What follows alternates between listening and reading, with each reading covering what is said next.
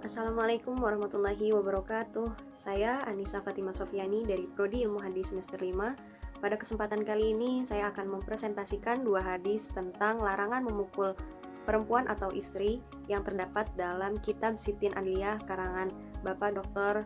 Fakihuddin Abdul Qadir MA.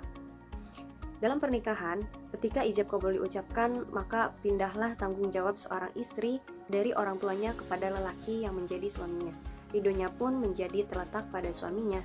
Sangat penting bagi setiap manusia yang hendak menjalani pernikahan untuk mengetahui apa saja hak dan kewajiban mereka sebagai seorang suami atau sebagai istri. Keduanya harus mempunyai sifat saling dalam hal kebaikan.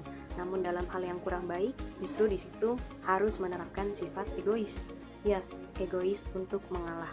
Karena dengan mengalah di antara salah satu keduanya itulah yang akan meminimalisir pertengkaran dalam rumah tangga. Setiap manusia tentunya mempunyai kekurangan dan kelebihan masing-masing. Ada kalanya terjadi ketidaksesuaian diri pada perilaku keduanya. Namun, jika hal itu terjadi pada seorang istri, alangkah baiknya bagi seorang suami untuk tidak langsung mencapakan istrinya, baik itu di dalam rumah, di depan halayak umum, apalagi jika sampai kepada marah yang bersifat temperamental.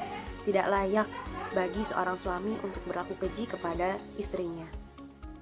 Yang harus dilakukan oleh seorang suami adalah lihatlah terlebih dahulu bentuk keburukannya. Keburukan mana yang masih bisa dimaklumi dan keburukan mana yang sudah tidak bisa dimaklumi.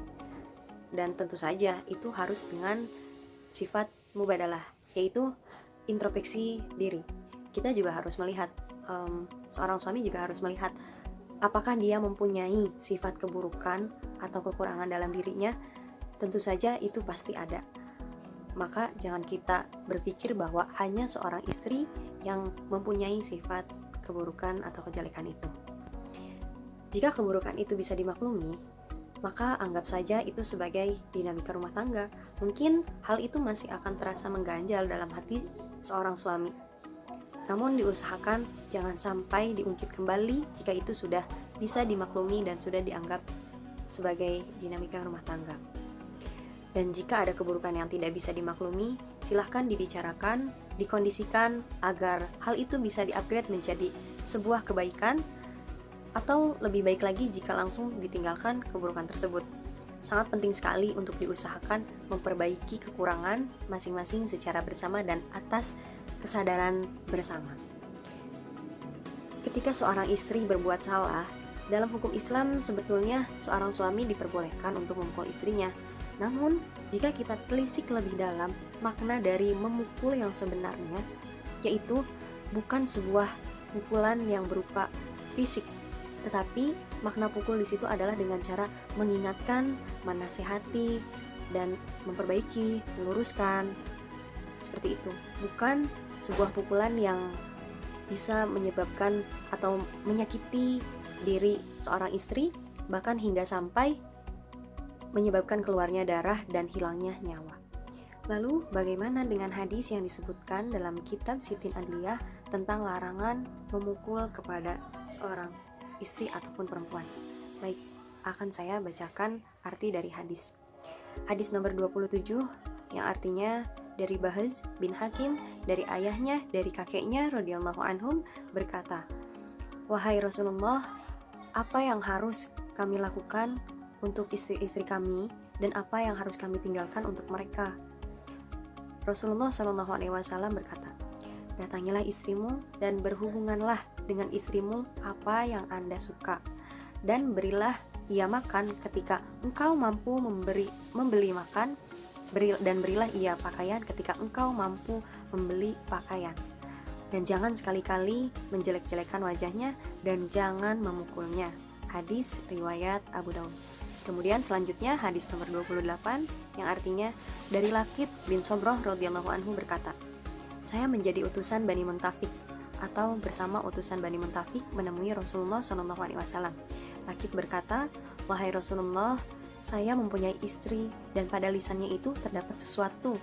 Maksud sesuatu di sini yaitu ucapan yang menyakitkan. Lalu Rasulullah SAW menjawab, 'Silahkan, jika istrimu seperti itu, ceraikan saja.' Kemudian Lakid berkata, "Ya Rasulullah, sesungguhnya istriku memiliki relasi yang baik denganku, dan aku pun mempunyai anak dari istriku."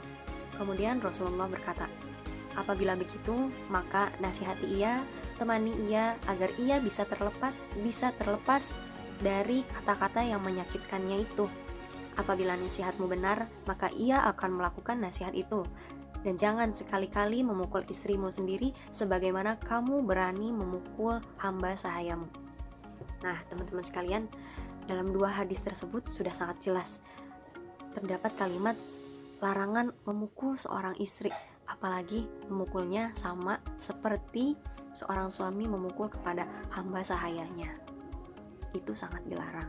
Lain lagi ketika halnya seorang istri tersebut berbuat nusyuz, maka seorang suami diperbolehkan untuk memukul, namun dalam 3 tahapan. Tahapan yang pertama yang harus dilakukan oleh seorang suami adalah menasehatinya dengan cara berbicara baik-baik. Jika hal itu tidak mempan dan masih membuat istrinya tidak berubah, maka lakukan hal yang kedua, yaitu memisahkan ranjang atau tempat tidur, agar seorang istri dapat berpikir bahwa kenapa sih saya ini dipisahkan gitu. Jadi biar seorang istri tersebut itu mikir kalau dia itu punya salah.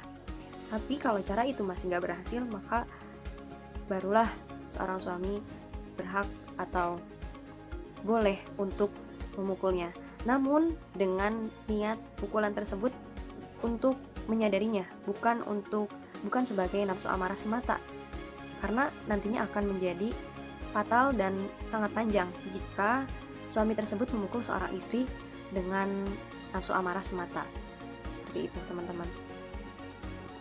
Jadi kesimpulan dari dua hadis di atas, yang pertama, seorang suami dilarang untuk menyakiti seorang istri, baik secara zahir maupun batin.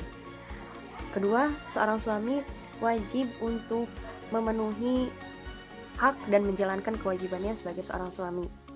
Di antaranya membelikan istri pakaian, memberi makan, dan lain sebagainya. Kemudian yang ketiga, ini pesan untuk seorang istri. Seorang istri diharapkan untuk bisa menahan diri untuk berbicara, bisa menahan diri dari berbicara yang tidak baik, dari berbicara yang tidak bermanfaat, agar seorang suami selalu merasa nyaman ketika berada di samping kita. Seperti itu, teman-teman.